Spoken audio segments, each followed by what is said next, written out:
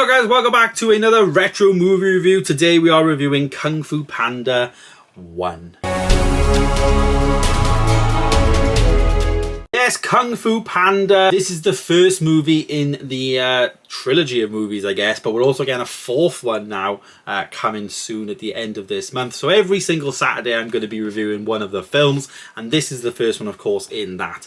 Starring Jack Black, who voices Po. We also get quite a star-studded cast, to be honest, in this. So Tigress is voiced by Angelina Jolie, Dustin Hoffman is Shifu, Ian McShane is Tai Lung, Jackie Chan is Monkey, Lucy Liu is Viper, Seth Rogen is Mantis, David Cross is Crane, and Randall Duke Kim is Oogway. Yeah, a star-studded cast really in terms of all of the Chosen Five, I think they're called, or the Brave Five, or the Furious Five. That's it, the Furious Five. Yeah. So basically, Po is a panda. He is a panda and obviously not really made for Kung Fu. There is like this ceremony where like the chosen one is actually going to be picked out of the crowd, and that person is going to be the chosen one and has to work with the rest of the other Kung Fu masters or whatever in the temple, and, you know, undertake that journey of being that chosen person. And of course, that person is Po. He is the chosen one.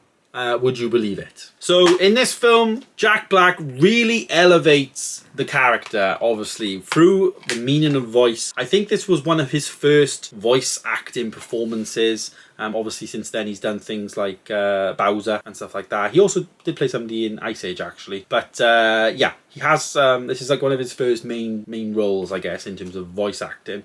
And yeah, I'm very shocked to see that there's 4 films, so I was intrigued to check these out. But as you would expect, it's very much an adventure film. They go off, and Po has to, you know, believe in himself that he can actually do this, learn the ways of Kung Fu, and actually, you know, be that person that everyone's looking at him to be. He is that chosen person. He is the one that is gonna, you know, save them or whatever. I actually have the Blu-ray of the film, as you can see, and yeah, it's a pretty fun film. It is definitely a family film, one that you can watch with all the family as well. But to be honest, I don't think it's nothing special. I don't think there's nothing in them that, you know, warrant having a second, third, even fourth movie. I'm sure the only thing that really studios look at is box office. So if it took a lot of money, then they're going to continue making them, and that's probably what happened in this franchise. But I didn't rate it low, in my opinion. It is still a high rating, but it's maybe not as high as other people give it.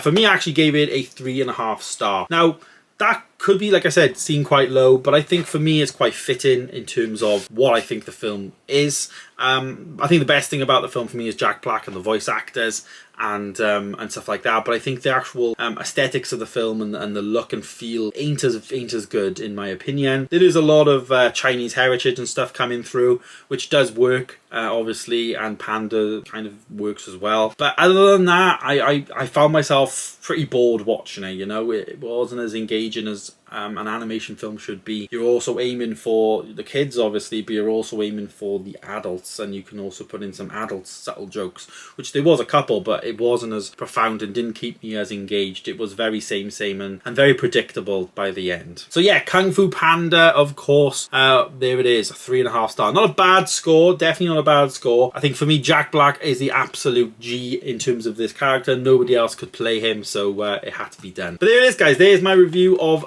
Kung Fu Panda 1 from 2008. Be sure, of course, to stay tuned and watch all of my upcoming other ones, where we review number 2, number 3, and then, of course, go to the cinema to watch number 4. And then we'll do the ranking of the Kung Fu Panda movies, worst to best, of course. But for now, stay tuned for then, and I'll see you in the next one. Goodbye.